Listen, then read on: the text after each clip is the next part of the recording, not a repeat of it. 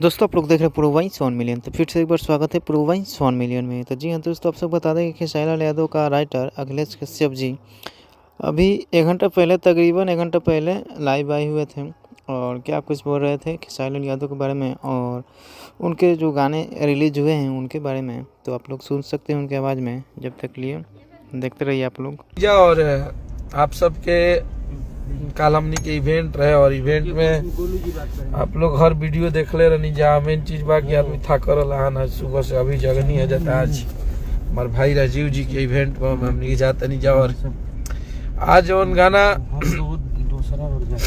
कल रिलीज भई रहे कलम चबा गई। वो गाना के आप लोग इतना प्यार दे रहा बनी, अभी भी वो गाना धीरे होकर के नामे नहीं खेले, वही स्पीड से चलता जिसे काल चलत रहे आज चलता। और वो हर जगह वायरल कर देनी जा। आप लोग के भर भर के प्यार मिला था और ग्राउंड लेवल से बहुत तगड़ा आप लोग के रिस्पांस में भैया ये हिट है तो हिट है तो हिट है। और आप सब ने बहुत आशीर्वाद दिया, बहुत प्यार दिया।